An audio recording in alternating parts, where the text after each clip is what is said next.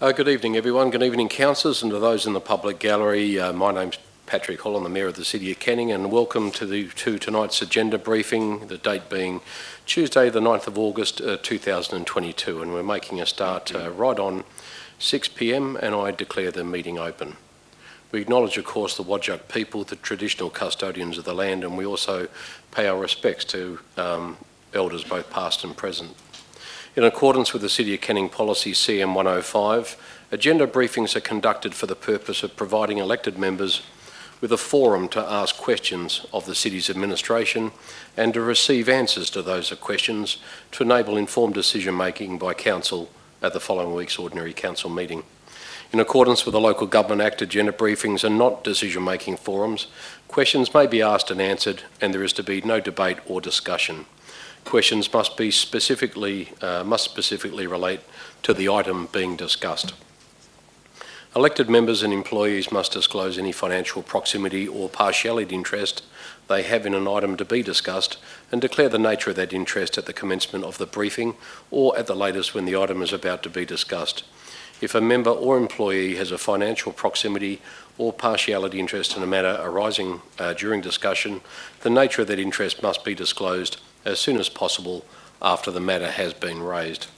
Interests are to be disclosed in accordance with the provisions of the Local Government Act 1995 as they apply to council meetings. Individuals disclosing an interest other than an impartiality interest must not participate in that part of a briefing relating to their interest and must leave the meeting room whilst the item is under discussion. Agenda briefings are public meetings and any information provided to the meeting by attendees may be publicly accessible. May I ask all those here this evening to make sure that your mobile devices are turned off or at least on silent for the duration of the meeting. This briefing is being live streamed via the City's YouTube channel. I think only the audio at the moment, but nevertheless we're live streaming the audio. As far as attendances at item 2, Deputy Mayor Kunza is an apology this evening. Councillor Jacobs is also on apology, and I believe that Councillor Holland will be a few minutes late, and I'll inform the meeting upon his arrival. Approved leave of absence at item 2.2, there are none. Disclosures of interest. CEO, I believe we've received a number of disclosures of interest. May I ask you to please read those to the meeting? Thank you, Mr. Mayor. I've received no declarations of interest, either of a financial, direct or indirect nature. I have received 2 declarations of impartiality. Councillor Spencer Teo has declared an impartial interest in item EN 01922. The motion carried at the 2022 AGM of electors, naming public area of the Shelley Foreshore as the Dr. Michael Mick Leakius Reserve or Park. The nature of the association is I have known Melissa Leakius in a personal, professional capacity. The second declaration of impartiality from Councillor Tuchek in item CC 03422, Willerton Football Club licence, Berendar Oval North Pavilion. The nature of the association is Councillor Tuchek's son is a registered player with the Willerton Football Club. Thank you, CEO. I'll just advise the meeting. Councillor Holland is in attendance. Thank you, Councillor Holland. At item 4 of tonight's agenda, item 4.1, response to previous questions taken on notice, there are none. At item 4.2, question time from the public, the time set aside for public questions is 15 minutes, which may be extended if necessary, and a question must relate to items listed on tonight's agenda. If an answer cannot be provided at tonight's meeting, the question will be taken on notice and an answer will be provided. So I'm going to commence public question time now. It's nearly 5 minutes past 6 p.m. We've received a number of questions in writing from Mr. S. Sarkar and Mr. I. Sarkar. Neither of those gentlemen are actually in attendance this evening, so I just propose, we thank them for their questions, we propose to take those on notice and a full and comprehensive answer to each one of those questions will be published in the run sheet for the next agenda meeting will be published in the minutes. We also have, I believe, Mr. Beecroft. Hello, welcome. I can see you here. Mr. Beecroft, if you'd like to come forward and just introduce yourself to the council. I understand you have a number of questions in relation to EN 019 of 22, which is in relation to the renaming of something for Dr. Mick Leakius.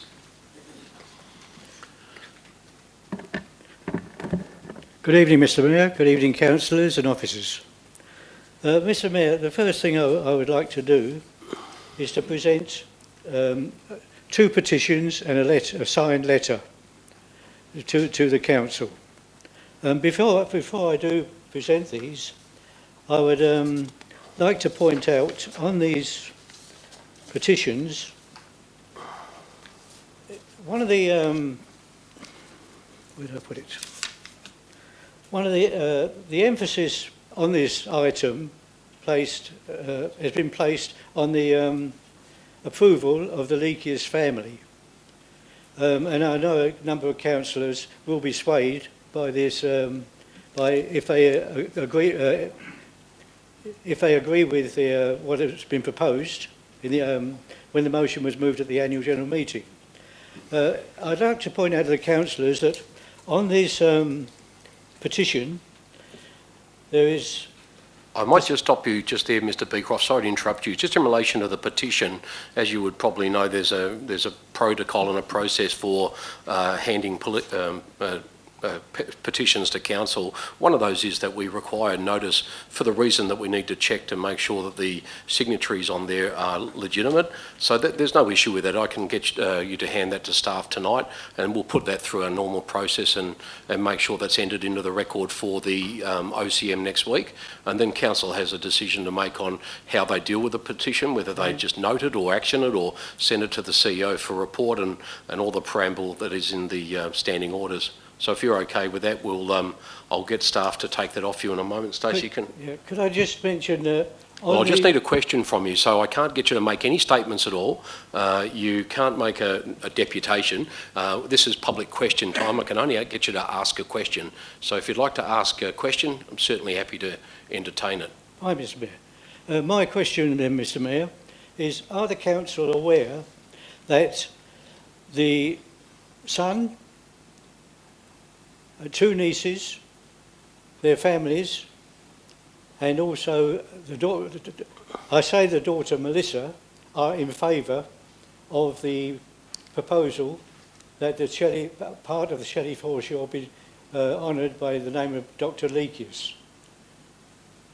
That's the question. I'd only say that obviously until you've actually said that and what you're saying is hearsay. We don't have any evidence that that's the case. But irrespective of that, the resolution to council, the resolution that was adopted by this council was, because the Leakius family, as you would know, is a very large extended family, that we needed a point of contact for that.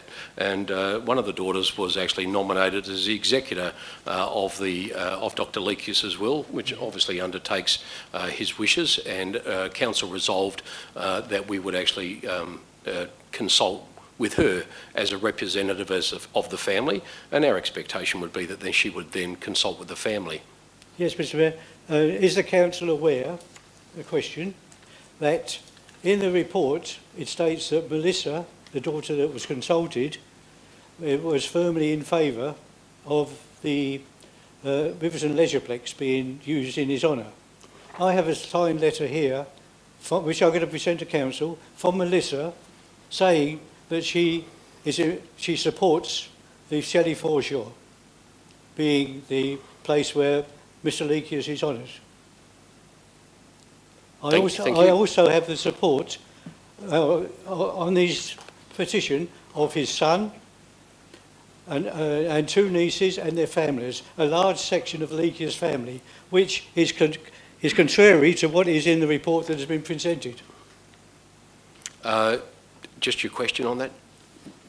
Is the council aware of this? Well, we're only aware of what you're telling us this evening. We've been dealing, as the council resolution required us to, we've been dealing directly with the executor of the estate on behalf of the family, and that's what council resolved to do. As you have just said, and as I mentioned earlier, the Okay. Leakius family is a very large extended family, and I imagine that there are differing views, but we expect that the executor of the will has been in contact and consulting with the family. Fine, Mr. Mayor. Okay, just one more question, if you'll allow it. Of course, yeah, go ahead. Fine, thank you. In the report that has been presented in the agenda, the officer states, the motion carried on the 2nd of February of the annual general meeting of electors will not be progressed, the intent of which was to recognise Dr. Leakius. If the officer's recommendation is not accepted, it will not be progressed the matter of what was passed at the AGM. Has the officer the right to do this? I thought the council made decisions. They do, and that's why it's a recommendation. So on the night, it's open to any councillor or the mayor or the deputy mayor to make an alternate recommendation or to amend the recommendation. We don't necessarily, as you would know, accept every recommendation that comes before us, and council has, under the standing orders, authority to make a number of changes to that or to not accept the recommendation at all. So that is a recommendation put to us by the officers, and that'll be taken under consideration by the council based on the information before us, which will now include the petition when that comes to council next week. So you're saying, Mr. Mayor, that if the council doesn't accept the officer's recommendation, they are still open to progress the Shelley foreshore as the approved area. It's up to the council's decision. That's a council decision. Yeah, That's absolutely. fine. There's no That's problem with that at all. I mean, I'm quite unequivocal about that. The decision will be on council on the night to make a decision, but the officers have rightly made a recommendation, bearing in mind all the information from the authority that would be required to name the Shelley foreshore. And there were some difficulties with it. But thank you for coming along tonight. I appreciate your questions. Thank you. And I'll just ask our member of staff here, Stacey, will just take the petition or petitions from you, and they'll be tabled next week. Thank you very much, Mr. Mayor. No, my absolute pleasure. Thank you, Mr. Beecroft, for That's coming my along decision. tonight. Are there any further questions from the gallery? None, thank you. We will therefore close public question time, the time now being 6:11 p.m. Thank you. And we move on to item 4.3, which is deputations. There are none tonight. At item 5, items brought forward. There are none. Reports of committee meetings, there are none. The first reports are from the Chief Executive Officer. The item is OC 004 of 22. The title of the item being the Western Australian Local Government Association 2022 Annual General Meeting, City of Canning Voting Delegates. The officer's recommendation is on page 3 of the agenda and is on the screen. Councillors, we will be just simply requiring nominations for those 4 positions. Anyone got any queries in relation to that item? None, thank you. We'll move on then to item CC 034 of 22. That's item 7.2, the responsible officer being Director Stephen Kane, the Director of Canning Corporate and Commercial, to my right, to your left. The item title is Willetton Football Club Licence, Burrendar Oval, North Pavilion. The officer's recommendation appears on page 8 of tonight's agenda and is on screen. Councillors, any questions in relation to that item? Councillor Spencer-Teo, and then I'll come to Councillor Sweeney. Councillor Spencer-Teo. Thank you. I just have 2 quick questions. In these special conditions, why is the termination clause on this suggested for 6 months when most other leases or licences that come before us are 12 months? Director? It's about tenure. Yeah, thank you, Mr. Mayor. I appreciate the question. We'll take that one on notice and provide a written response during the course of the week. Thank Thanks. you. Any further questions? Yeah. Would administration have an issue with an amendment being made to that being 12 months as well, if you could?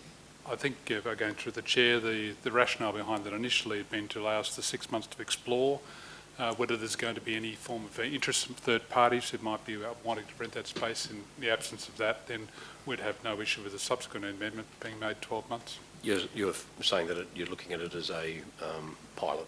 Indeed, and that's what the report refers to, Mr. Mayor, that in the next 6 months we'd actually go out and ascertain whether there's any other third-party interest in it. But I'll come back officially on the 6 months, 12 months. Thank you. And just another one, with the hours, in condition 1 of the special conditions, it says with the hours of use for the tenant, is this specific to the seasonal use from the Willetton Football Club, or is it week to week? For example, if the Willetton Football Club are using it for the football season, are we talking about subleasing it, or having it available to hire to external parties in the off-season, or also including times where the Willetton Football Club are not using it in the football season?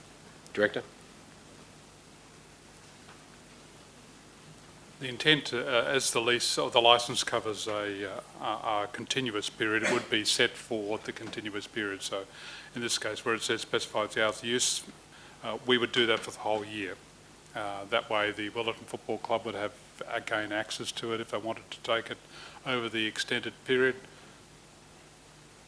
Councillor Sweeney. Councillor Sweeney.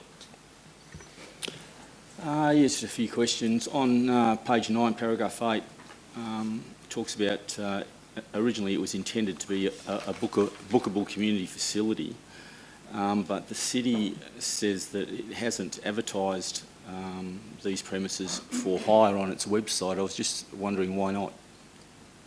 Director? Thank you, Mr Mayor. The reason we hadn't at this stage is the expression had really become from the football club to obtain firstly a lease for the entire facility.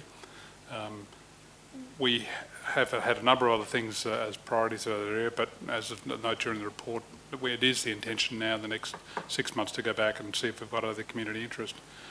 At no stage when we've approached the other clubs or any other users that we've known in the area has anyone expressed a desire for a bookable space, nor are we aware at this stage whether there's any pending community demand for a bookable space. Thank you. Director McQuaid. Thank you, through you, Mr Mayor. If I may just add to that, there is demand for bookable spaces from a broad range of community. This space in particular, obviously, we don't have an answer on because we haven't advertised it, and in part that's been an oversight of the bookings team that we didn't action that at the beginning of the year, so I'll own that with the team. But as obviously, as Director Kane has said, given the recent expression of interest to enter into a licence agreement or a lease agreement, we haven't taken that forward. But we do know in general terms that we are constantly being requested for bookable spaces by our community, and we are constantly having to turn people down because we simply don't have the capacity in our existing venues. Thank you. Councillor Sweeney. Through you, Mr Mayor. So then with that, are we not restricting the use of this premises if we lock in the Willetton Football Club? I know in the recommendation here it does say what the hours are and what the times are, the intended use for Willetton. But if I read it right, that doesn't stop other clubs or other community other community groups from approaching the council and leasing those premises outside the Willetton Football Club's times, because they've only got it, I think, for 1 or 2 days a week and maybe all day Saturday. Is that how I'm reading this? Director McQuaid. Thank you, through you, Mr Mayor. Yes, that's correct. So I think what we've proposed in the licence agreement provides the balance of the security of tenure for the football club, and they are the primary users of that venue, and we see their need. But by entering into a licence agreement that allows for the ability for other users who might be using that reserve to access the change rooms and the toilets and so on and so forth, sorry, not the change rooms, but the toilets and the various kiosks, then that enables other groups to utilise that space when Willetton Football Club are not using it. And Willetton Football Club themselves has already said to the city that they are more than happy for other groups to utilise the space as well. So it seems like a fair way to be able to manage other groups being able to use it and work with Willetton Football Club. Okay. Yeah, well, that sounds good, yep. My next question that I have is just with the other tenants that use that space or use those ovals. I think there's the cricket club and perhaps the athletic club as well. Have we written to them and spoke to them about the restrictions, because they use these premises as well? And I'm just trying to find out what, how would they see this decision impacting on their clubs, particularly in terms of the storage, because as we know, sporting facilities usually have a shared arrangement at ovals, and I'm just wondering about these other clubs. Is the council actually, or has the city approached these clubs formally and spoken to them about this? Dr. McQuaid. I understand there's a large shed down there that's used by athletics on site, isn't there? But I'll get you to answer the question of Councillor Sweeney. Thank you, through you, Mr Mayor. Our understanding is through the club development officers, and we have done a recent audit of the way the storage spaces are being utilised and all of the spaces across the reserve are being utilised. There isn't a need from those other clubs. And when those other clubs, I think it's cricket, have wanted to use the North Pavilion, they have been able to do so with no problem. So our understanding at this stage is there'll be no disadvantage to any of the clubs utilising the reserve. And that's come from the clubs themselves, has it? Yes. Okay, thank you. The next question I have is just in terms of the liquor licensing. I guess once they secure a lease over these premises, that opens the door up for the opportunity to apply and get liquor licensing over those premises, which I think it's a tremendous idea. I'm all for that because that's just another avenue for clubs to raise revenue. But I just want to know whether or not does that then restrict other clubs from applying for liquor licensing on those premises, or will that give the Willetton Football Club exclusive use on those premises for the sale of liquor? Director McQuaid. Thank you, through you, Mr Mayor. I'll need to take that question on notice and come back to you, please. I'll take that on notice, Councillor Sweeney. Look, thank you. That's all I have. Thank you. Anything further? Councillor Sabiri. I was interested in the liquor licence as well, but since you've taken on notice, I also wanted to know how it fit in with our drug and alcohol action plan, the licensing of these premises, liquor licensing. Thank you. Thank you. Can we get that also addressed? Thank you very much. Any further questions on that item before we move on? Thank you, councillors. We'll move to CC 035 of 22, laid out on monthly financial report of July 2022. The officer's recommendation is on page 2 of the amended laid items agenda and is on screen. Any questions in relation to this item? I might just go first, if you don't mind. I've just got a quick question I wanted to ask, just in relation to the sundry debtors write-off at item 6.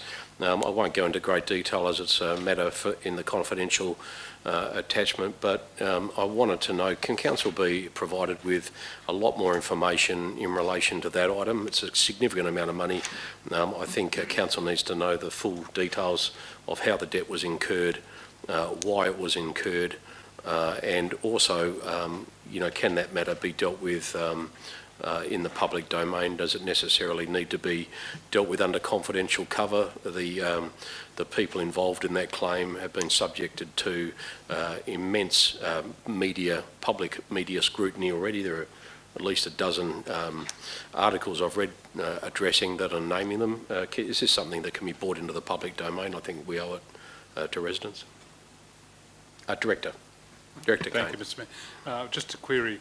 It is the one debt you're referring to, the $204,000 matter? I think so, yeah. That's the one I'm directly relating the comments to, yes. Mm-hmm. I'll go to Councillor Bain first. Thank you, Mr Mayor. Just a query about a warrant listing, 046586, skate sculpture for $23,477. If the city could provide further information, that would be appreciated. Thank you. Absolutely. I'm sure that we can get that information to you. Councillor Holland, you had a question? Thank you, Mr Mayor. Yeah, $62,000 to the Resource Recovery Group. It says it's a government authority, 046590. Can you tell me what that one's for? Director Bode or Director Kane, do you know? Thank you, Mr Mayor. The Resource Recovery Group is the SMRC, and it would be for processing of recyclables. It was what? Processing of recyclables through the SMRC. Okay. And City of Coburn, 355,000 again? Director? Thank you, and that is for disposal at landfill, where we have a contract with the City of Coburn. Okay, thank you. Thank you. Anything further, councillors, before we move on? Councillor Sweeney? Yes, thank you. Just in the statement of comprehensive income, in the attachments on page 14, it lists the annual budget at 129 million, and then the revised budget is that, and then it goes in the next column. The revised year-to-date budget is 102. I'm just wondering where that 27 million has gone in such a short time? If I'm reading this right, on Can I just get you to, page 14 Page 14. of the attachments.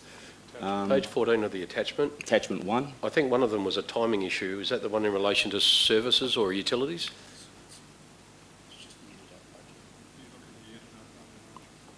I'll just get to Director Kane just to catch up and find... Oh, I've got it here. Again, you're looking at the year-to-date budget. So what you see in the first column is the revised budget. It's the budget that sits currently until council adopt it. Then you come to an aggregated position, which is the year-to-date budget just on the first month. So what we're seeing at the end of July, you've got $102 million. You'd note that the biggest component of that is the rates, because we put all the rates out straight away. So we create the obligation to pay the rates from July. That's why you have the first big jump. The rest of the budget then, which is the other $25 million, will progressively fall during the remainder of the year. Part of that being the timing around the interim rates fall in, the rest of the grants and other things when they fall on a month-by-month basis. Am I reading your question right, Councillor Sweeney? Just why there's 129 then why there's 103? 102? Through you, Mr Mayor. Yeah, look, just going through the figures, I was just trying to reconcile the 27 million. I do hear what you're saying and I can follow that, but I will just have to look at this again and perhaps I'll send you an email just in regards to some clarification on that if I can. Yeah, true. Thank you. I do have one more question if I can. Ahead. Just bear with me because I've got to go to page 28 of the warrant list. Something jumped out at me. There's on the reference number, which is 46414, D&M Waste Management. Waste Management and Recycling Services for 164,000.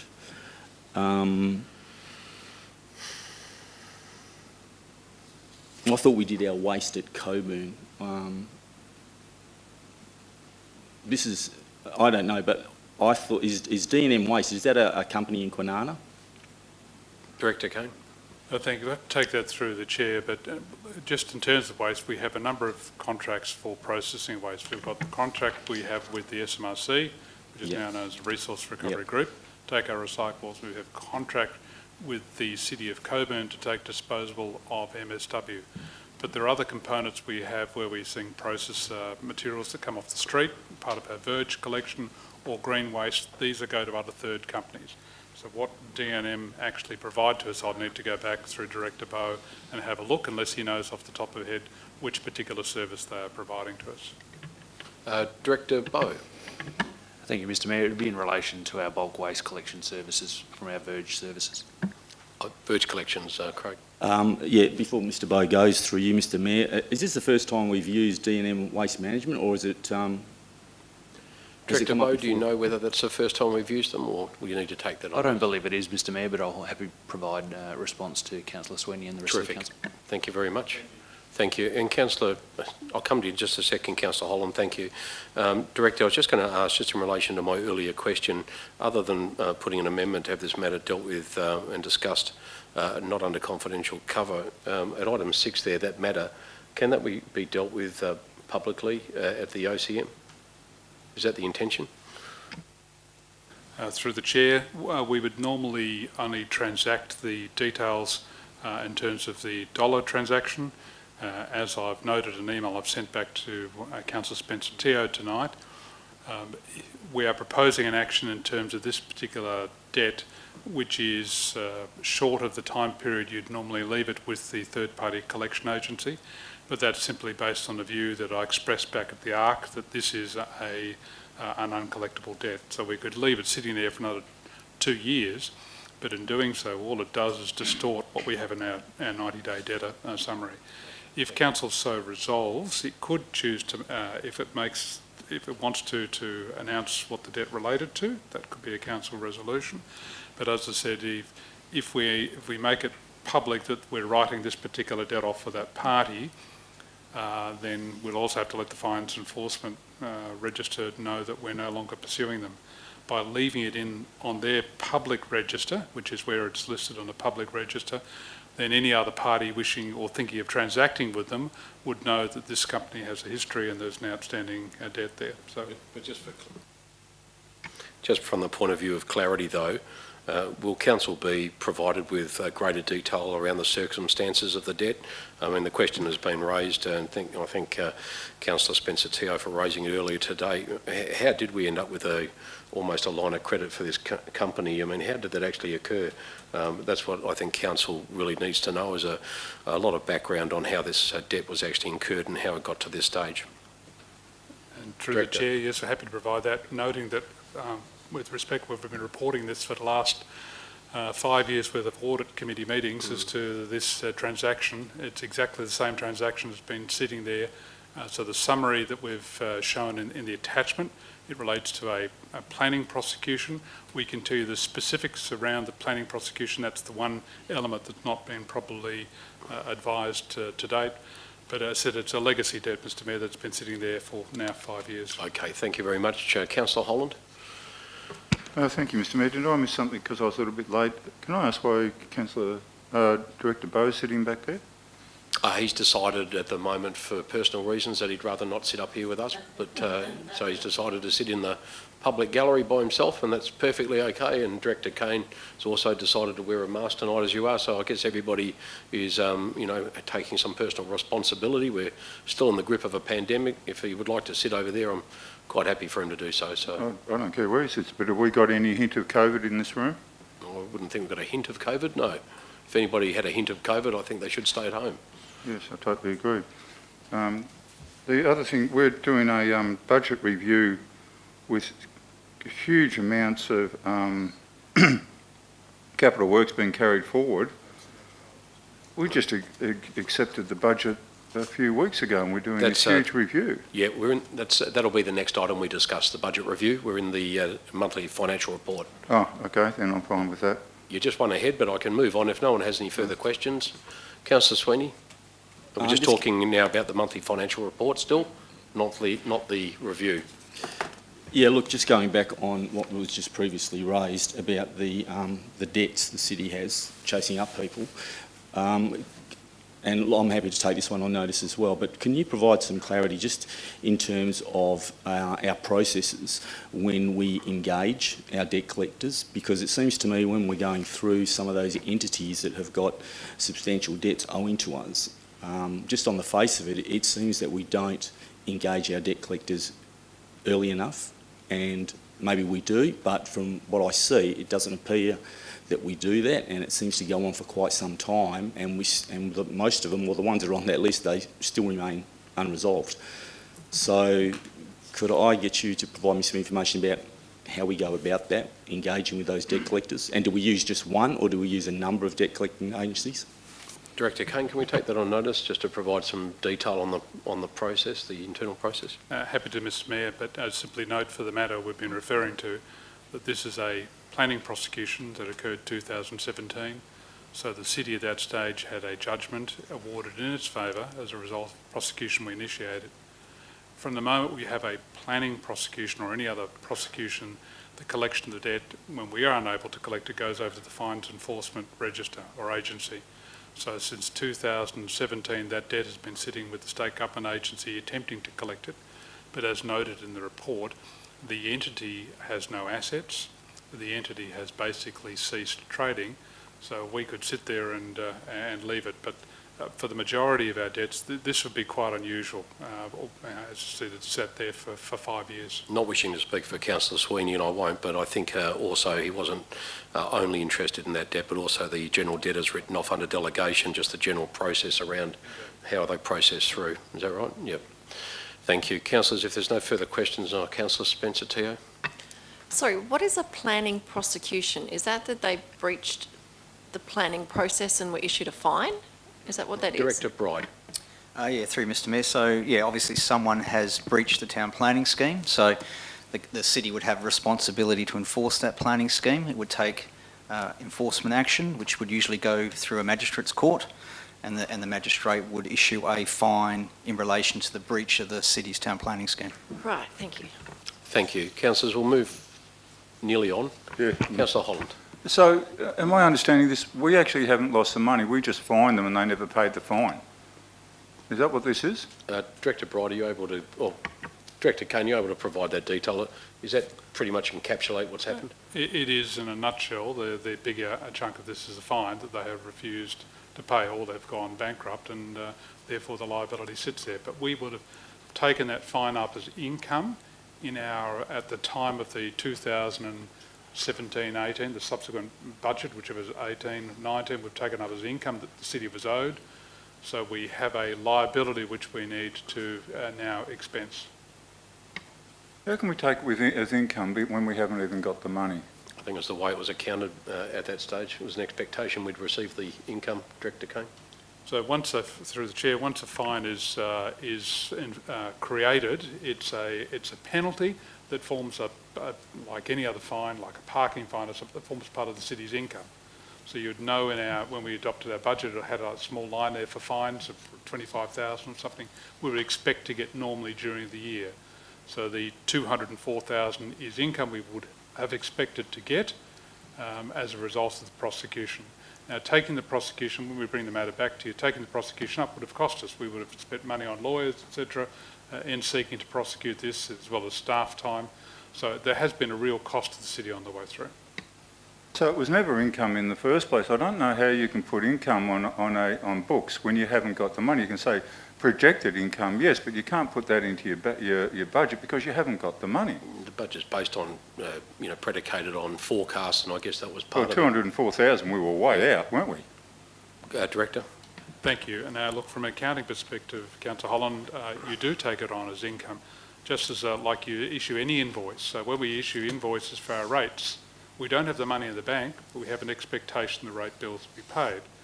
When we have any other fine or etc. we issue, that it's recognised at the time as then income. It's a liability somebody has to pay to us, in this case for a fine.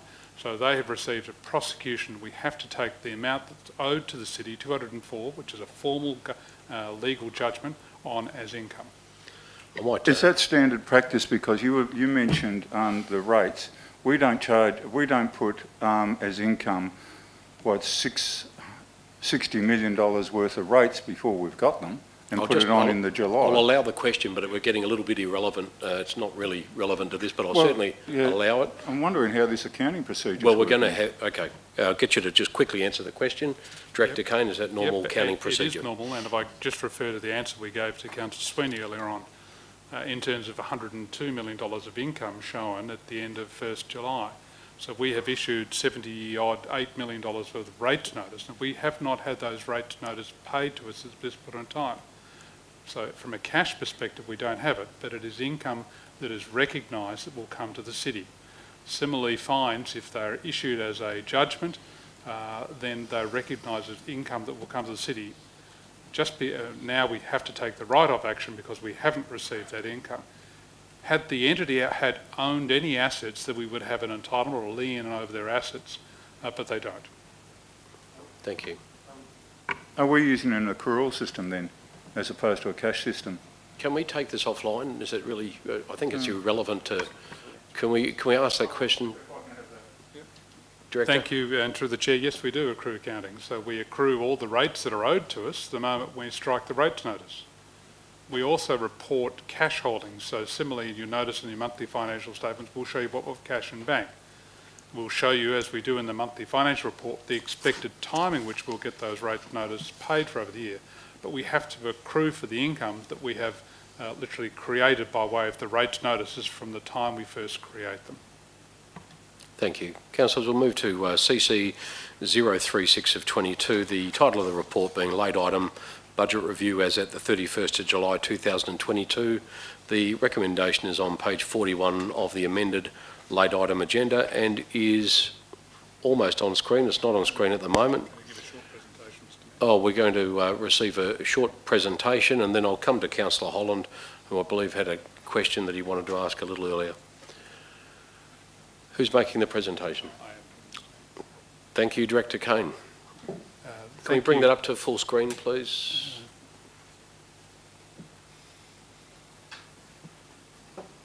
Thank you. Thank you, Mr Mayor. And just for the benefit of answering some of the questions that I think have already been hinted by Councillor Sweeney, we put together a short presentation tonight just to explain the carry forward process to you.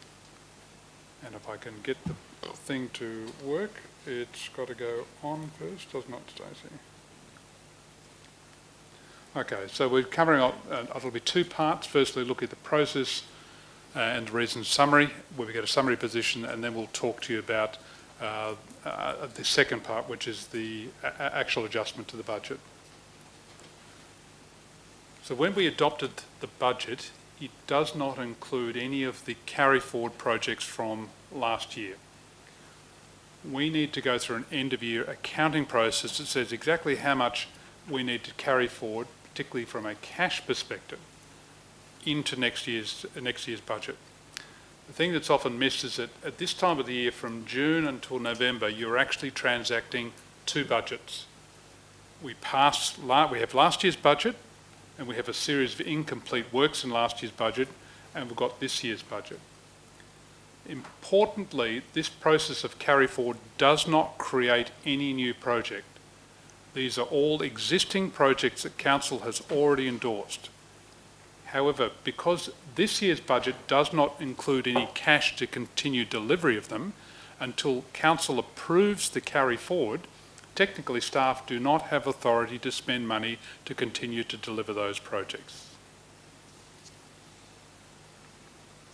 So as you see, we cover in these two components. We've got mostly capital expenditure, but we also have some operating expenditures. Operating expenditures, for instance, one relates to an ongoing litigation the city has, where we need to continue to access those funds to finish the litigation. So each of these projects will have a specific reason why they need to be carried forward. I will just point out, though, this year we are experiencing more trouble around the issues of supply chain and ongoing issues with labour shortages that are affecting the timing of delivery of the projects.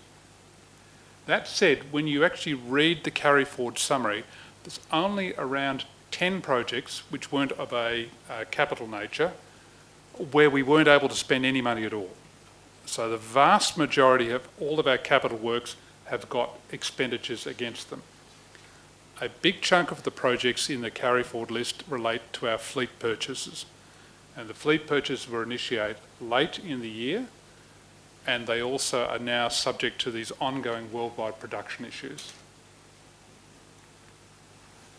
At an aggregate level, and I've put this presentation into the pack, when you're reading the report, it can sometimes be a bit confusing as to where all these contributions are coming from. So we've put up a table there that shows you that, for instance, each component, whether it be a grant or a reserve fund, makes up part and parcel of the carry forward. This is not all just relying on the municipal funds. Except in the case of the operating grants, we do not have any municipal contribution. So you get an aggregate position where, whilst there's some $24 million worth of expenditure being carried forward, only 5.6 of it relates to municipal funding. We've also provided you a breakdown of where each of the projects are by a directorate, including the Office of the CEO. As you would expect, the biggest chunk of this relates to capital works initiated by Director Bowes, our Canning Environment team. But every part of the city has, or one of the directorates, has some form of carry forward going forward. Now, when you've got the list of carry forward, how does it affect the opening position? So this is the opening position for the start of this year's budget. You'll see there's a net carry forward of municipal funds of $5.6 million. Now, we said we have to estimate, we can do this estimate very accurately. So imagine all those projects of a capital nature last year which we did expect to spend money on, but we didn't. So those funds we know with great certainty are sitting there waiting to be still spent. So we can aggregate those all and confidently carry them forward, knowing that they will not affect the surplus or deficit position for the rest of the budget. That's why you'll see then in the balance sheet we've created, there's an adopted budget which this year had a deficit of $3.2 million. And despite the carry forward, we still leave with a revised budget which still has that same deficit. So that could be a bit confusing for some. So the carry forward process has no impact on the deficit budget which was just adopted. It's simply a process now where we take the aggregate of the unspent funds and we continue to push them forward so Director Bowe and others can continue their projects. In the absence of had that funding, as I said, the staff do not have authority to continue to deliver. Simply, we don't go along to Cecil Avenue with the contractor and say, stop work now until council's given us authority to do it. The next piece for us then is we go through an final end of year accounting process. And that final end of year accounting process will deal with and develop, give us what was either a surplus or a full deficit position for last year. As you can see on the screen, there's a range of accruals that the staff have been working through. And when they've finished accounting for all of those and doing the reserve transactions, we will then bring to the ARC committee in September a set of financial statements for last year. So just going over that overlap, council itself then won't consider that final position until it receives the minutes of the ARC committee and adopts its annual report for 21-22, which it will do in a December council meeting. So here we are. We've started a budget process for the current year. Typically we'd do it at the end of June. We did 5th of July this year. But we're still completing the final transactions from the last year just gone all the way through to December. And so the key issue for us on this is there are no new projects in this. It's simply, and there's a detailed explanation as to why any particular project needed the carry forward funds to deliver. And that's it, Mr. Mayor. Thank you, councillors. Councillor, I'll come back to you, Hardeep, in just a moment. Councillor Holland, did you still have a question? Yeah, a couple. Thanks for explaining that to a certain extent. Did we know about all these carry forward projects when we were adopting the budget? I can't remember whether we were told there was this much. Through the chair, yes, we made clear, and in fact the budget papers speak about them not including carry forward. The amount of carry forward is not atypical. It was about the same quantum as the previous year. You've got a couple of big projects in there, and I'll give you an example of a carry forward. During the course of the year, we've received funds from Main Road to Metcalfe Road, $1.2 million or something of that nature. Now, that project was not due to be started until the current year we're in, but because Main Roads wanted to get rid of the cash out of its book, it gave us the cash. So we need to then allocate that money into the new financial year in order to continue doing it. We've had other projects where during the course of the year we've brought reports to you. So for instance, we weren't able to spend any money around the Southern Link Road project until council had made a number of decisions on it. We kept waiting, I think that was for the EPA report we're waiting for before we finally got a resolution, which then delays it. The quantum of this, some of the big projects, Cecil Avenue, etc., are already in train. In fact, when you look through the list of projects, because this is now, Councillor Holland, this is a cash accounting exercise, not an accrual. A large number of these projects would have already had formal commitments the city has made in order to expend all those monies. But at this, as at 30th of June, we haven't received an invoice for that, nor perhaps as the constructor finished getting to a certain stage. But we've still said we're going to pay you for the project. So the quantum is about the same as the previous year. It does include some unusual ones. I said $3.5 million of fleet purchases with virtually no delivery, and that's the impact now of the global issue around vehicle supply. Councillor Holland. So the government gave us this money to expend their money so they'd get it off their books before the end of the financial year. And so it gave to us, did they stipulate any time frame that we had to spend it? Director? Thank you. Yes, the project would have been part of the budget expected for this year, and I think we've answered a number of questions during the time, particularly around Councillor Bain asking about Metcalfe Road. So it was only ever on our construction plan for this year. As I said, Main Roads wanted to give us the money because it then suggests for their own accounting that more of the roads project is being delivered than is probably actually the case. The other point you made here, one of the reasons one of the many reasons you had capital expenditures, multi-year projects, supply chain issues and labour shortages. Are we still experiencing big labour shortages even though we're spending a fortune on temporary staff? Are we still Director. understaffed? Thank you, and through the chair, if you look at the at the item we've just dealt with in the monthly financial report, the employee costs are about $200,000 behind where we thought we'd be this year, and that's simply an ongoing issue of staff vacancies. It is taking us longer to recruit roles, and we're having, with high turnover, more roles pop up. I know in Mr. Adewala's team, we've got 3 roles we're trying to recruit. Now, just if I could add, the difficulty for that is that it puts all of the pressure to complete things like these reports, etc., on fewer and fewer people. And that's a concern for us. Yeah, I know we spent $177,000 on temporary staff in the last month. But so, just pretty well a yes or no, are we down on staff? Yes or no? Yes, we're down. I think the last time I looked at it, we're about 55 positions we're seeking to recruit. That we haven't got temporary staff filling them at the moment? Director? We would have a portion of those filled for temporary staff, but if I could just give again Mr. Adewala's 3 positions, we have no temporary staff in any of those positions. We're simply trying to recruit them. Thank you. Councillor Hardeep Singh.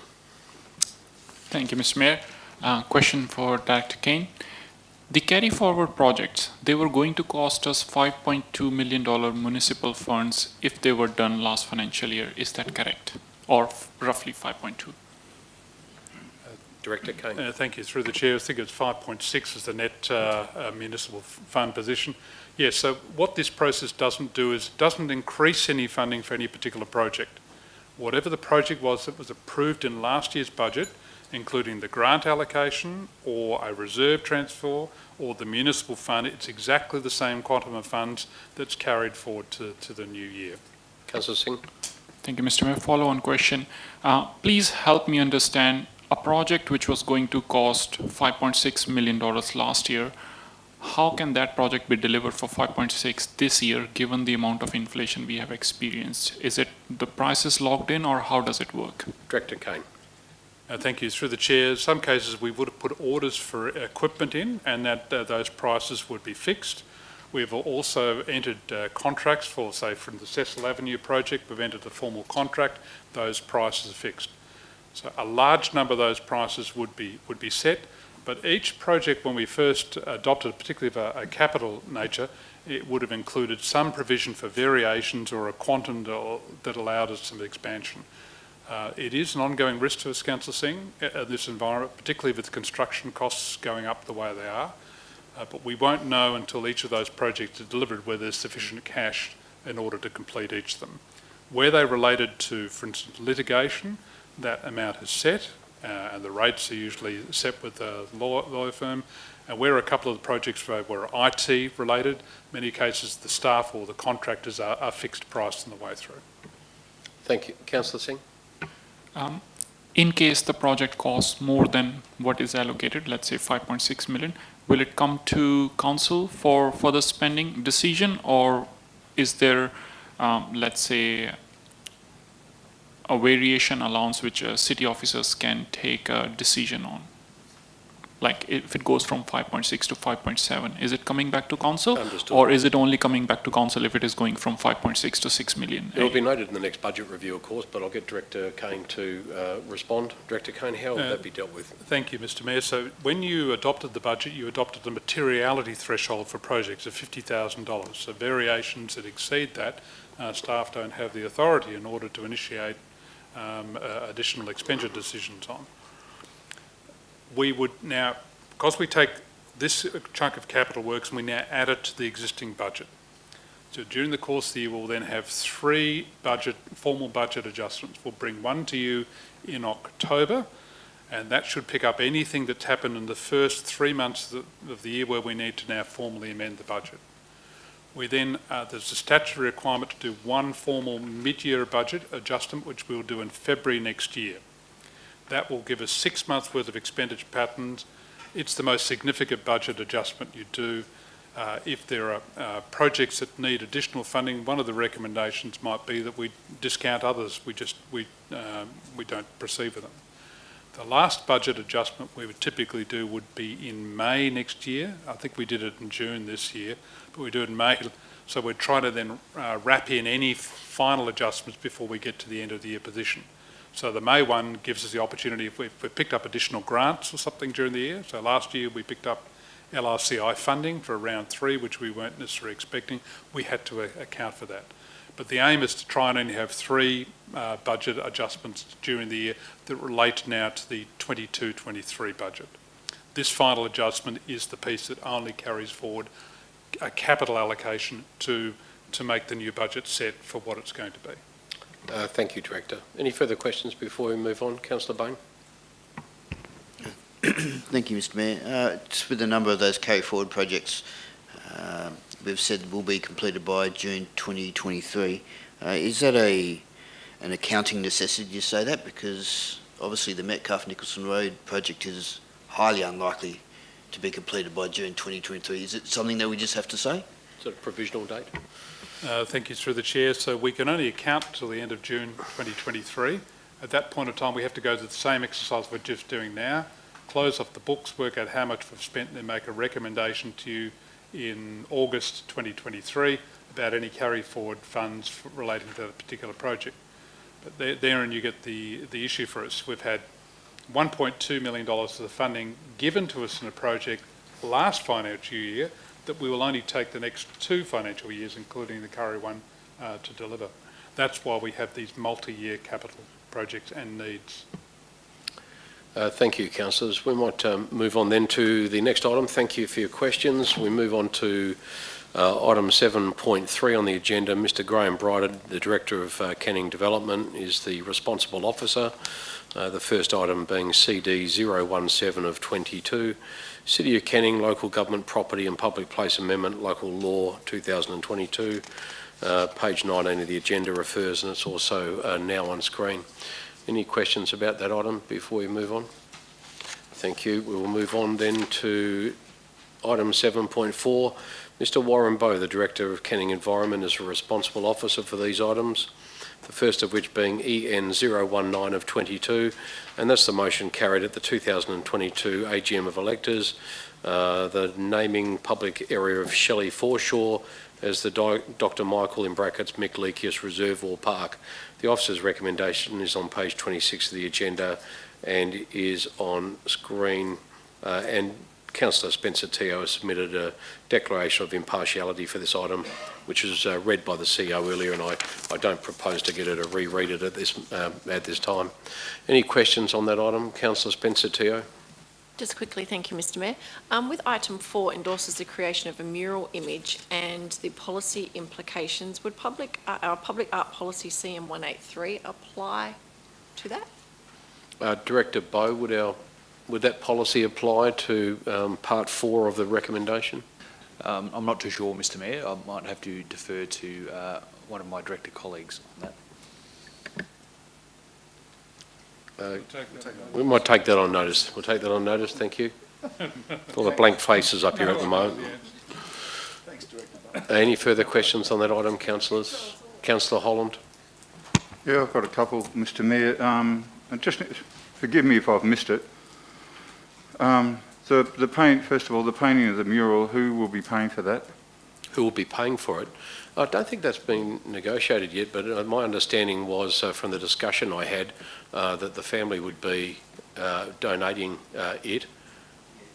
It says it in the report. They'll donate someone to go and paint it? No, the Dr Leakia's son-in-law is a very... Yeah, I know, I read that part, yeah. Okay, well, he would be painting it. Okay, for free, okay.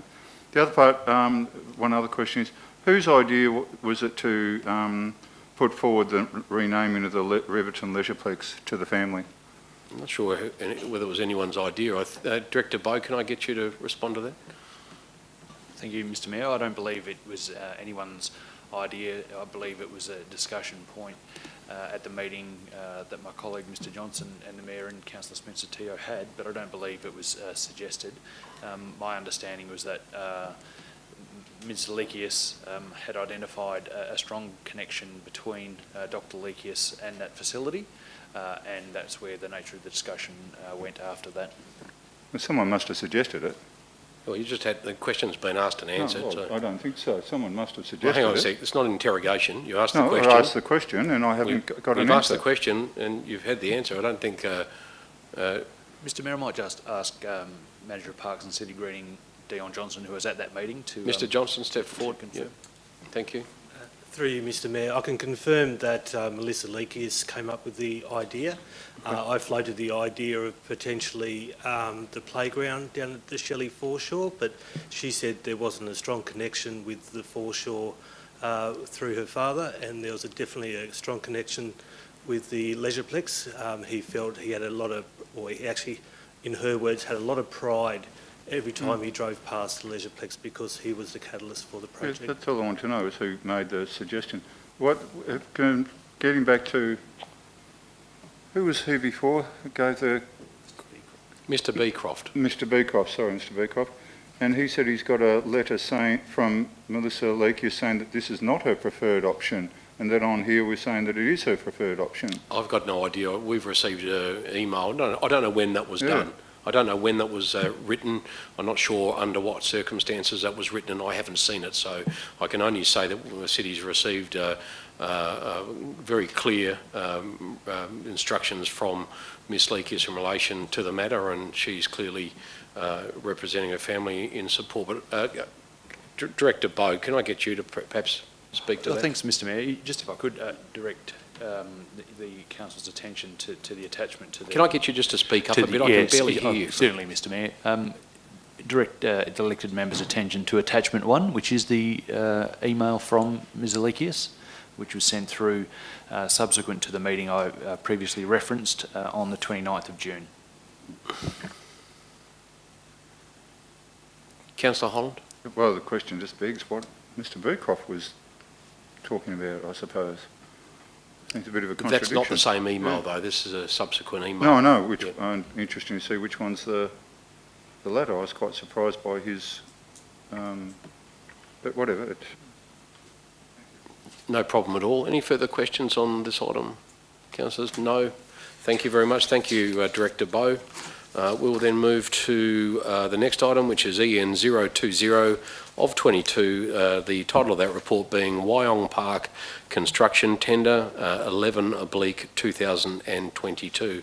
The recommendation is on page 40 of the agenda and is on the screen. Councillors, I'll just ask that you please note that at paragraph 11 of the report, paragraph 11, the wording says, in April 2022, the city engaged Ecoscape Australia for the development of the master plan, etc., etc. That should actually read April 2021. So not 2022, 2021. It's just a little out of sequence. Councillors, any questions in relation to that one? Councillor Spencer-Teo. Thank you, Mr Mayor. During the budget discussions, it was raised by staff that the tender prices would likely be in excess of the budget allocation. I see this isn't the case in this, and the works have come in under budget. Is that because we've de-scoped the works? Director, has that work been de-scoped? There was some minor engineering of the scope to try and ensure that the respondents were within the budget. We've had a couple of assessments of the scope, including recently by Ecoscope, which in the evaluation report identifies that the pre-tender estimate as being 1.1 million. When we're deliberating on the budget, we had an estimate of about 1.2 million, and that's where the discrepancy arises. Thank you. Councillor Spencer-Teo? That's it, thank you. That's it. Any other questions on Wyong Reserve? Councillor Sweeney? Yeah, I have a few questions. Just the first question relates to probity, and that's on page 43 at item 25. I see that at the pre-consensus meeting held on the 6th of July, the city used its own probity advisor, but then a few months later, on the 2nd of September, the meeting for the master plan, we used an independent probity advisor. Why didn't we use independence for both particularly the pre-consensus meeting. Mr Johnson is just coming to the podium. Thank you. Through you, Mr Mayor. Councillor Sweeney, that's just simply a lapse in terminology. The city's probity advisor is in fact the consultant from Stanton's International. It's the same person or the same entity, Councillor. It's just a miscommunication in the report. Okay, and then just a follow-up question if I can. Just with, I see it a lot though, we seem to always use the same probity advisor. Have we got others that we can use instead of Mr Johnson, do we have a panel of probity advisors, or Director Bowe? I don't believe we have a panel, Mr Mayor, but I can take that on notice and provide a written response after consulting with government. Okay, thank you very much. Councillor Sweeney will get a written response for that one. Thank you. Any further questions? I do have just another question. Yep, go ahead. Before other councillors might want to have a go as well, but I just in terms of the community engagement, it's something that seems to trouble me a lot when I see it come up in recommendations. With the community engagement, how do we verify that the responses that we receive, and we just look at one, when we talk about owners or tenants of property, how do we verify that what we're reading is actually coming from an owner or a tenant of a property in the City of Canning? Director, are you able to answer that, or did you want to take that on notice? I'm not able to answer that directly, Mr Mayor, but could I just ask Councillor Sweeney into what paragraph he's referring through to? I think he's just using an example of one of the responses. His question is relating to how do we actually verify the identity of the people responding in the consultation, that they are actually residents of the City of Canning as they purport to be. I think, Councillor, sorry, is that what you're asking? Yeah, look, basically it appears on page 16 of the recommendation, just generally when you have a look at the graphs and the information and the data that's collected for analysis. Councillors look at this, and I guess my general question is, you know, how reliable is this information for councillors to consider? Because we have to make informed decisions, and community engagement and the information provided by the city under community engagement when they gather data from surveys, it can be misleading. And my question really is, how do we test the integrity of our surveys? When we put them online and we ask people to contribute to our surveys, how do we know that it's not somebody from another council? How do we know it's not some of our employees? How do we know that it's the real people that we want to get information from? Because if it's not, then it comes down to a subject of reliability. I'll just get the Director to answer the question. That's what I'm looking at. Thank you. Did you want to need to take that on notice? I'm provide a happy to take written response? on notice, Mr Mayor, and certainly provide some feedback in relation to the Your Say Canning platform, which the city uses as its main engagement tool. But it has to be said that to what degree would the administration be expected to validate and test the submissions and the authenticity or the legitimacy of people responding to our surveys? And I know we've certainly had some issues with some other significant projects in relation to public consultation, but certainly can provide a written response to all elected members on the platform that we use for our online engagements. In-person engagements, we don't ask for driver's licences, we don't ask for rates notices that prove that people are actually residents if they come along to workshops. There is a degree of trust that is required when we're undertaking engagement on parkland redevelopments or other significant projects for the city. Okay, I look forward to the written response. Thank you very much for that, Director. And Councillor Bain, you had a question. Yes, thank you, Mr Mayor. Just 3 questions in regard to the master plan, if I may. Yeah, go ahead. How many mature trees will be removed, and for what reasons? I'm happy for the response to be provided in the OCM I can papers. see, I'm reading lips I think the answer is none. Is that right, Director? No, sorry, Mr Mayor. Well, the answer is we'll take that on notice and provide an accurate response. Okay, we'll take that one on notice. Yep, thank you. no problem. Will there be an accessible parking bay next to the play area? Director? The accessible bays will be installed in accordance with the relevant standards, but we can review the actual location of those to ensure serviceability and proximity to the design features in the park. Absolutely. Terrific. Okay, thank you. And yes, Councillor Buck? The existing synthetic cricket nets, is it the plan to move them? Because one of the respondents in the survey did mention how cricket balls do fly out of the nets and will land in the proposed play area, and I've spent many hours playing cricket in those nets, and that's where a large percentage of the cricket balls go, where the playground is anticipated to be installed. So yeah, if the nets will be moved. You must have a very talented hook shot. Yeah. I wish I could hit the ball that far. Well done. Director.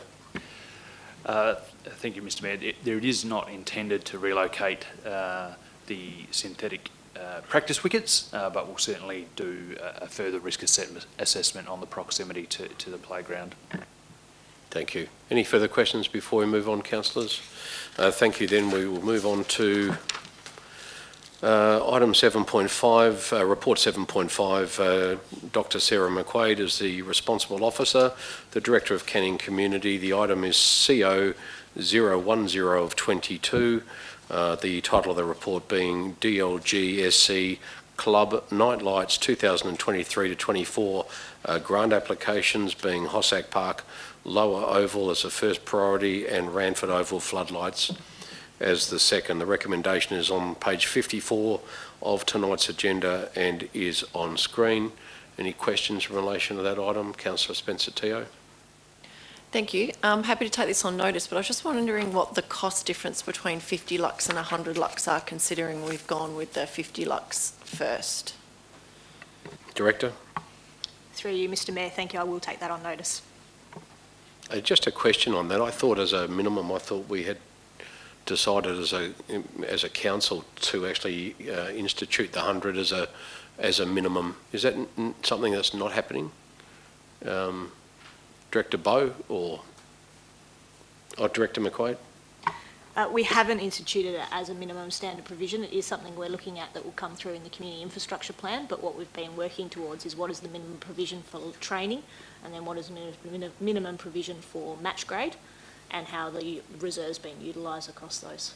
But we will be coming forward with some more information shortly on that. All right, so you'll have an answer to Councillor Spencer-Teo's question about the cost differential between the two. Thank you very much. Yes, Any Mayor. further questions, councillors? Councillor Parkinson. Yeah, so if this motion gets up and the grants are all approved, is there an estimation when lighting will actually be installed at the two ovals? Is there a forecast for that? It's only the one oval at the moment because it's two ovals. One is being prioritised, but Dr. McQuaid. Thank you. Through you, Mr Mayor. The grant funding would come into 23-24, so we will get the funding for next financial year, and the intent is that projects are delivered within that financial year, so you'd be looking at the end of the 23-24 financial year for delivery, and the Mayor is correct. It is most likely in these instances, and why Council are required to prioritise, is likelihood that only one project would receive the grant funding. And then we would come back through the budget process to have a look at the secondary projects and where they sit in line with our capital works plan. Any further questions on that item? Councillor Holland, and then I'll go to Councillor Sweeney. Just a quick one, a general one, but I don't know where else to ask it. You're talking about grant funding and all that. Did we get all the money that we were promised from the election for the various projects? Yeah, we were promised millions. Yeah, millions. Trillions. The wheels of millions and trillions move very slowly. Is it still ongoing? What's it? Could I we have an might update? get Director Kane. Have we had any movement on that? We have actually sent a letter to the member. Thank you, Mr Mayor. And through the Chair, there's no formal confirmation, but as I may have mentioned earlier at other times, until the federal government passes its budget in October, then there's no provisioning for any of the promises they've made. So they need to formally approve the money now in their own budget in order for such funds to be distributed by way of grant agreements to parties such as ourselves. But just on that, just as far as clarity goes, we have written formally in relation to the grants, to the funding promises that were made during the election. And we've actually, the CEO and I have got a meeting this week with the member for Tangney. So we're meeting him and we'll discuss all those matters, and obviously the member for Swan as well. We've been in discussion, so it's going to take a little while. Yeah, good, thanks for that. How did we get the money for Rostrata then, when that was outside the budgetary process? Director Kane. Thank you. So the LRCI money had already been set aside in the previous government's budget, which they had adopted in March, I think, from memory. So the LRCI runs around 3, whatever was required was already provisioned at that point in time. So it can still be provided to us. We have a funding agreement for that, and those funds aren't at risk. Thank you. Any further questions? Councillor Sweeney, sorry. Yeah, my question relates to order of priority. And this is in my ward, so I think both these recommendations are very worthy. But I just think that with the order of priority, quite clearly, Ranford Oval. I just have to stop you there. I mean, if you've got a question to ask, well, I've got to need to provide some otherwise context. You're almost debating it. I need to provide just some context around my question. Okay. Okay. And I've just lost my way now, so let me have a think. Okay, yes, all right. So we have a situation where Ranford Oval has a number of tenants that caters for the juniors. More tenants than what Hossack has. We have a situation where Ranford Oval has no facilities, no storage or club rooms or lights at all, yet we seem to prioritise, and this is not only in this case, I've seen it happen before in other wards as well, we seem to prioritise projects, or in this case an oval, that already has storage, club rooms, change rooms, toilets and lighting as a priority more than a club or an oval that has more tenants, more kids using a facility that doesn't have any of those facilities. So the question is how are the how, priorities reached? I just want to try and get some clarification, a better understanding about how do we prioritise with this need. What's the criteria, Dr. McQuaid? Thank you. Through you, Mr Mayor. I'll point you to paragraph 9 of the report. Paragraph 9 details what the criteria has been used to derive in alignment with the program guidelines, what criteria we use to basically determine the priority when we're presenting it to council in order of prioritisation. And obviously we do look at utilisation of the grounds, the overall level of support for the project from the community and the consultation, the likelihood of increasing player participation across the sports. And as you've said, I guess in this instance, you have a ground that has all the associated amenity, which already has over 1,000 members utilising the reserve. The benefits there to ensure that all of the facility provisions accommodate the amount of users is kind of one of the determining factors for Hossack in this scenario. Councillor Swaney. Yes, so when it comes to like for Ranford, we're talking just about lights now. They haven't got any lights, and the situation as is in the officer's recommendation, the 19 teams there can only train on a couple of days a week because the footy club has it, and they can only train for 1 hour. So they have 1 hour of training, if that, okay? Because they've got no lights, unless the parents turn the cars on and they use the lights from the cars. That's the situation that we have at that oval, compared to another oval where they have existing lights that they can train, and we're looking at upgrading those lights against just giving another club some lights so that they don't lose members, because this club has lost members because there are no lights. And that's another argument.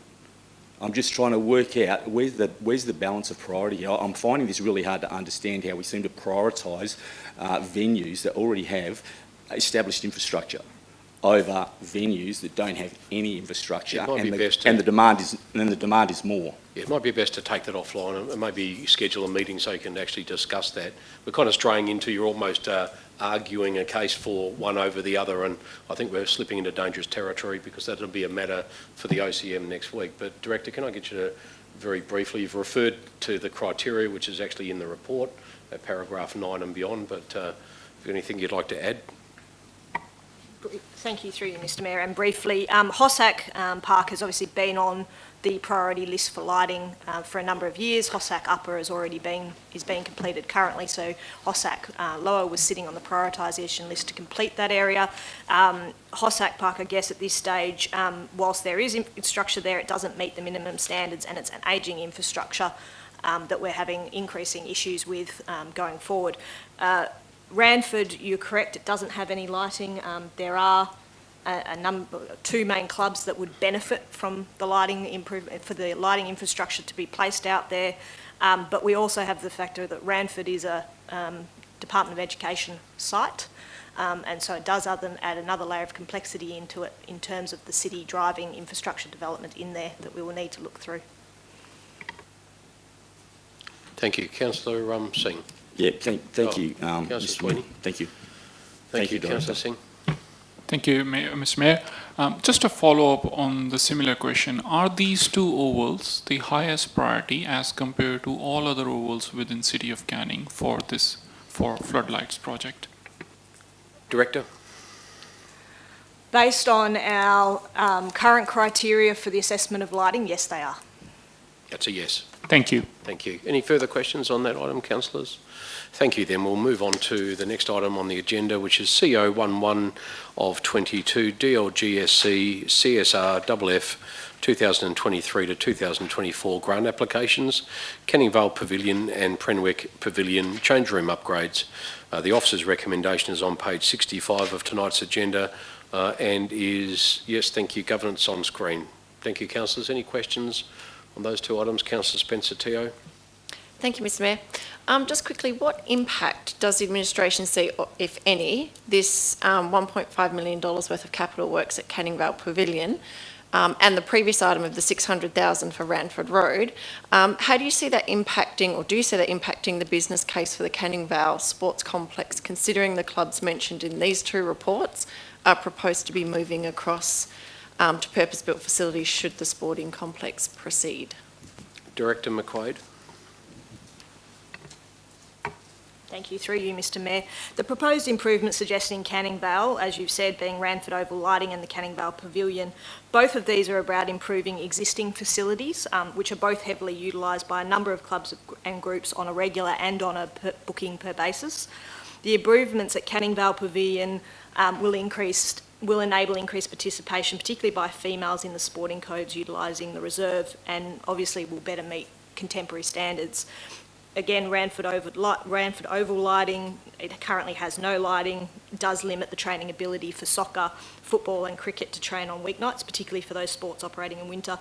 As this relates then to the proposal for a business case for Canningvale Sporting Complex, the proposed development will obviously enable us to meet local community need into the future. We note already within Canningvale with the existing clubs, and a number of the existing clubs are not just utilising Ranford Oval, Canningvale Oval and Clifton Park, which are already at capacity. So we'll have the opportunity to co-move some of those so that we can free up ground capacity. So Canningvale will enable us to meet future need. We'll still need to meet the demand of our current clubs. Already, if you look at Clifton Park is already, in terms of optimal ground use winter, exceeding capacity. So we're already at capacity with a number of our ovals within Canningvale. Canningvale Regional Open Sports, or Canningvale Sporting Complex will enable a future provision, whilst investing in our current infrastructure will mean we'll be able to continue to support clubs now and growth clubs into the future.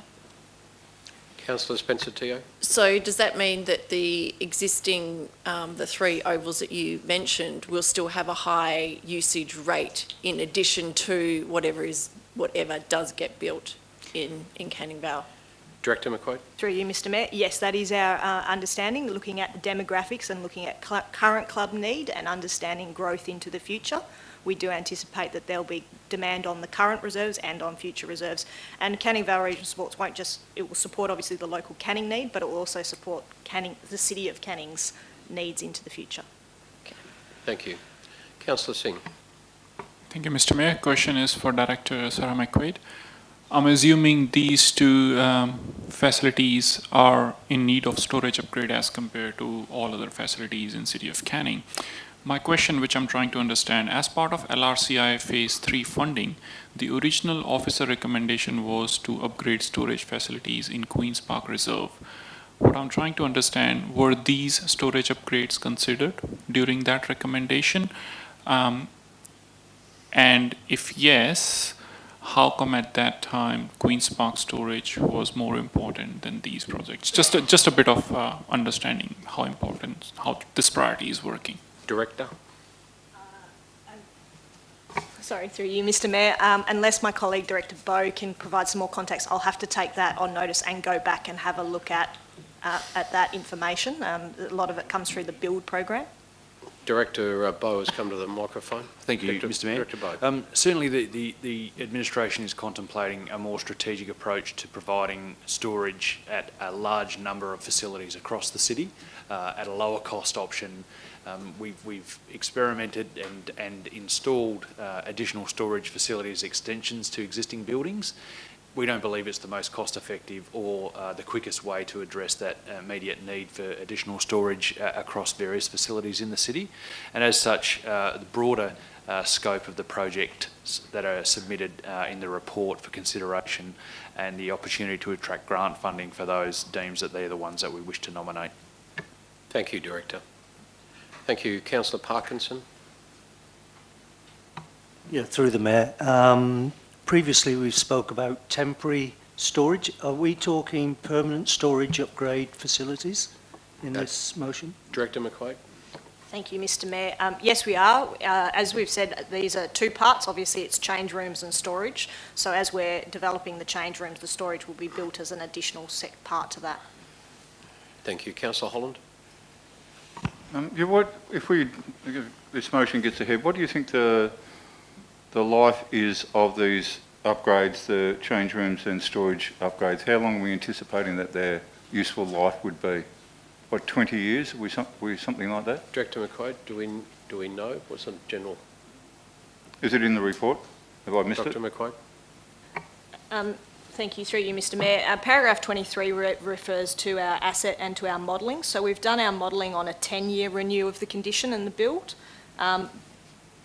Beyond 10 years, I would need to go back and have a discussion with our asset team, but the modelling is based on 10-year renewal. Okay, so we've got 10-year renewal.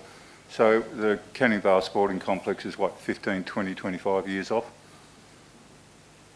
Well, it'd be the early 90s, I would expect. There was a lot of numbers you just threw in there. Director? Sorry, Councillor Holland, could you ask a question again? He wants to know how old the Canningvale facility is. No, the Canningvale Sporting Complex, that's what, 15, 20 years off?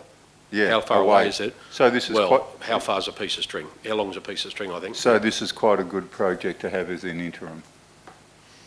Would that be correct? I'm sure you could provide an opinion on that, Director. It's an immediate, sorry, through you, Mr Mayor, it's an immediate need now in the sense that we can't cater for the growth of the sports, and if we look at the change room facilities, particularly at Canningvale Pavilion, females are not going to want to go and use the change rooms and the toilet facilities there that are filled with urinals. So I think it's an immediate need now that will benefit the community and will benefit the community into the longer term as well. Probably not. Any further questions before we close off? Oh, sorry about that, Councillor Bain. I did nod to you and then I forgot. Councillor Bain. No worries. Thank you, Mr Mayor. A few questions, if I may. Does the city consider Penwick Pavilion a district facility? Director? Do you want to take that on notice? I don't think that would be the case. Or does Director Bowe know? No. We may have to take through it through the current hierarchy provisions that we've been looking at for the SIP. I would not be 90% confident that we would say that it is a local facility, not a regional facility, but I will come back and confirm that for you. Director Bowe has just come to the microphone. Director Bowe. Thank you, Mr Mayor. Dr McQuaid is correct in relation to the facility. The park itself would be classed as a district park. District, did you say? A district park? Yes, Mr Mayor. Yeah, thank you. Councillor Bain? Yes, if the city could provide that information, that'll be much appreciated, because such as is its location. We have 3 parks, all within 4 minutes drive of each other, with Barrandar and Willetton as well. So if we could determine what in the hierarchy those 3 parks are at, considering they're all in the one suburb and all within walking distance of each other, that'd be great. Thank you. Thank you. Yep. So was the city approached in regard to Penwick Pavilion? Was it approached by the clubs, or did it show its own initiative in regards to considering it up for an upgrade? Director?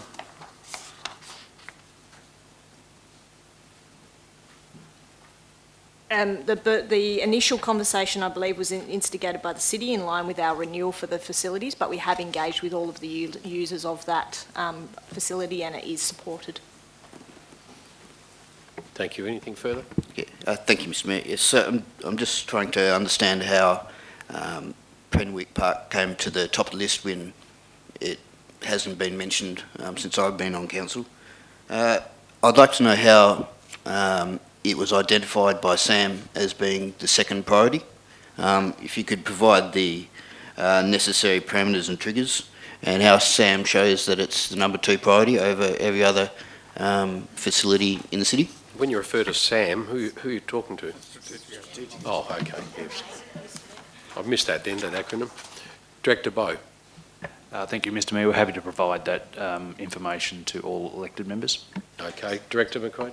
Thank you. Importantly, though, Councillor Bain, the asset management is not the only consideration as to the priority listing. Again, point you to,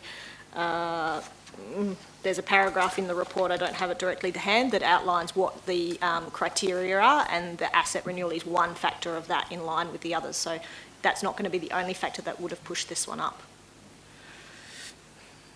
Thank you. Councillor Bain. Did the city consider bringing forward the SIP for our consideration before putting forward these projects? The draft SIP? Director. Not at this stage, Councillor Bain. We're still working through some of the outputs for the SIP, and when we do present that to Council, we want it to be as detailed as possible. These projects have been worked through the Build Canning team, have been on their planning process for some time. They're not just new projects that are coming through, but they sit in line, and we have the opportunity to obviously decrease our cost allocation by 1/3 or close to 1/3 if we put these through for CSRFF funding. Councillor Bain. Thank you, Mr Mayor. And one last question. Are there any women's or female teams that use the facilities at Penwick Park? Director McQuaid. Through you, Mr Mayor, I'll have to take that on notice, Councillor Bain. At Prendwick? I just don't have I'm not sure. At Prendwick?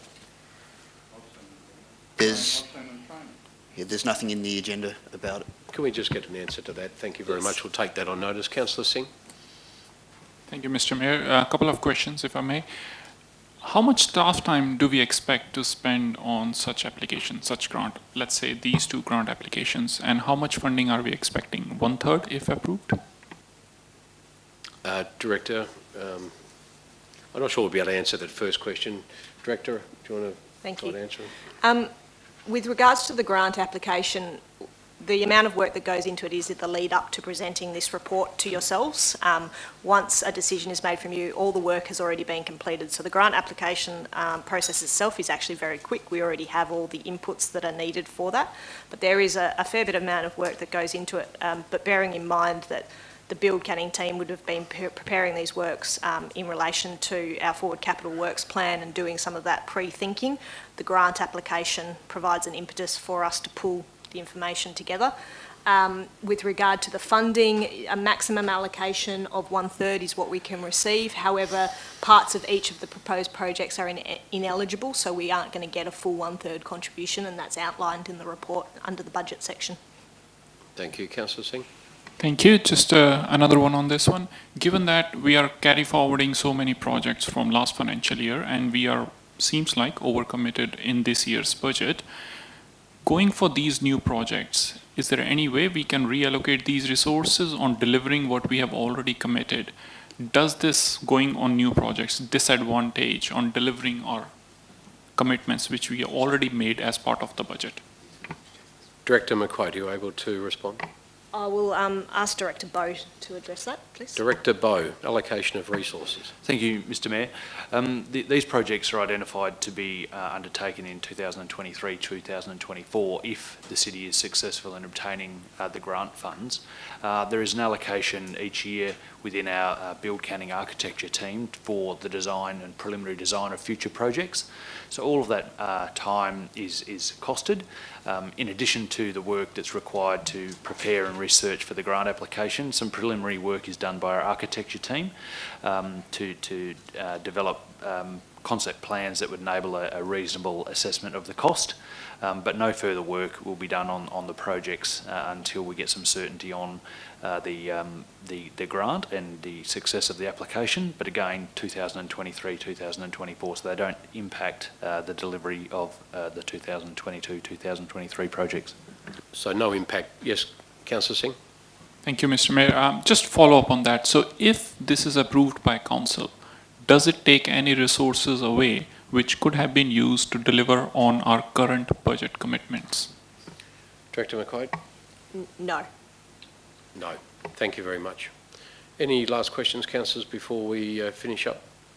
Thank you, councillors. At item 8 tonight, notices a motion for consideration at the next OCM. There are none.